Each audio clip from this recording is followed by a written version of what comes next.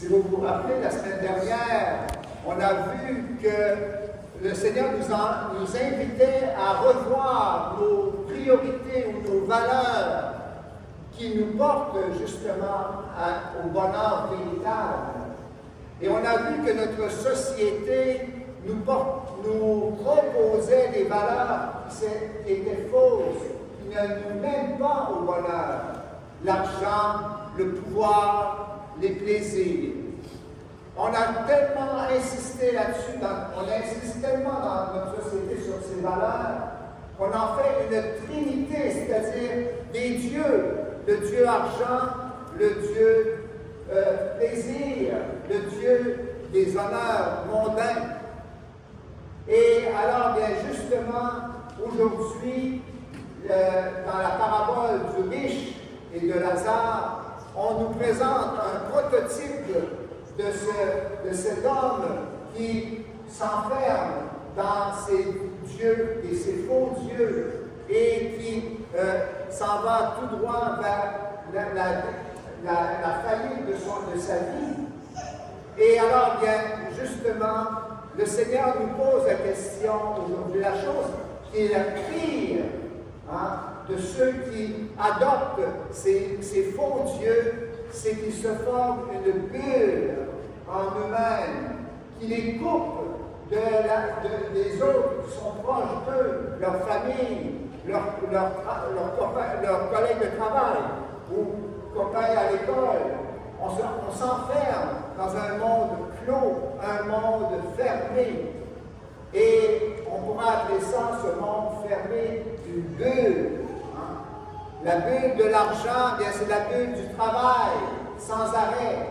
Il y a des gens là, qui sont là, à travailler. Pourquoi tu travailles? Pour faire de l'argent. Pourquoi tu fais de faire de l'argent? C'est pour avoir des biens matériels, etc. Ou bien c'est la bulle des plaisirs. La bulle, je m'enferme dans mon jeu vidéo, là, je me coupe, mais je parle plus, je n'écoute plus mes parents ou mes amis, je suis enfermé dans cette bulle. C'est la bulle des réseaux sociaux. Aujourd'hui, sur Internet, eh bien, on se met dans un monde complètement en dehors de la réalité. Alors, c'est cette bulle-là qui fait qu'on devient peu à peu insensible à nos frères et sœurs qui sont autour de nous et qui souffrent. Voyez-vous, Jésus nous demande aujourd'hui, eh bien, est-ce que tu es sensible à la détresse, aux difficultés, aux souffrances de ton frère, de ta sœur que tu rencontres, soit même dans ta famille, ou un collègue de travail? Est-ce que mon cœur est encore ouvert à ces personnes pour justement les soutenir, les écouter, les aider? Et alors, bien, dans l'Évangile aujourd'hui, eh bien, justement, le riche était fermé, il était dans sa bulle. Et il ne voyait pas Lazare qui était à sa porte, qui gisait mourant. Et ce sont les chiens qui venaient l'aider. Et lui, il ne lui touchait pas, il ne le voyait pas. Ça me rappelle un beau témoignage que j'ai vu à la télévision. C'est un homme qui a été de nombreuses années dans la rue, un sans-abri. Et il faisait la marche et il tendait la main aux passants, naturellement.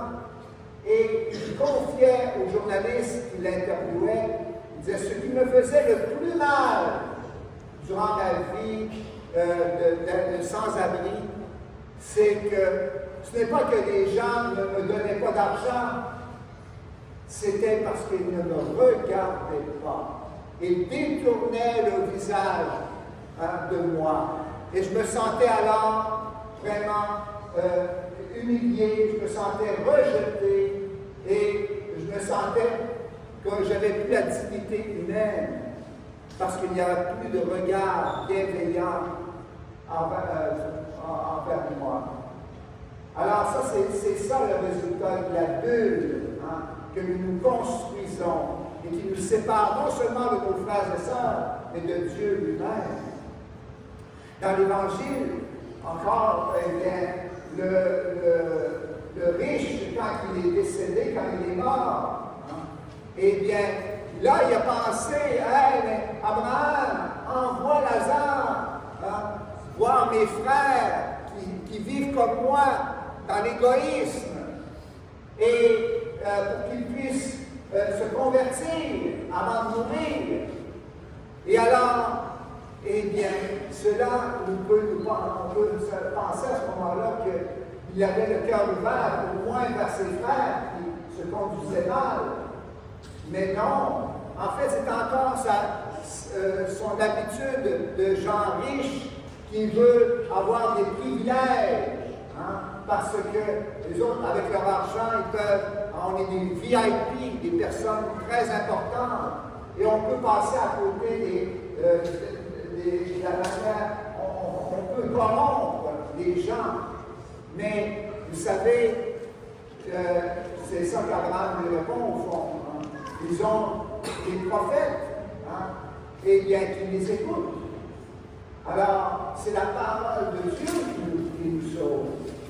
Et à travers il nous dit à travers cette parabole que nous ne trouverons pas justement le salut par nécessairement des miracles ou des faits extraordinaires.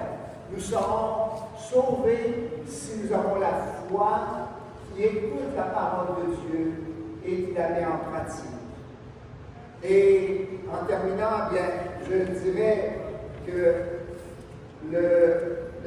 ce que le Seigneur voudrait que nous fassions, c'est que nous soyons des personnes d'écoute, qui regardent les autres et qui cherchent à se mettre à leur place pour pouvoir les soutenir, les aider et les aimer. Le Seigneur veut avoir une communauté chrétienne qui est un corps dont chacun des membres se soucie les uns des autres. Nous dépendons les uns des autres. Et c'est ensemble, dans la charité, dans le don de nous-mêmes, que nous pouvons manifester l'amour de Dieu qui nous sauve.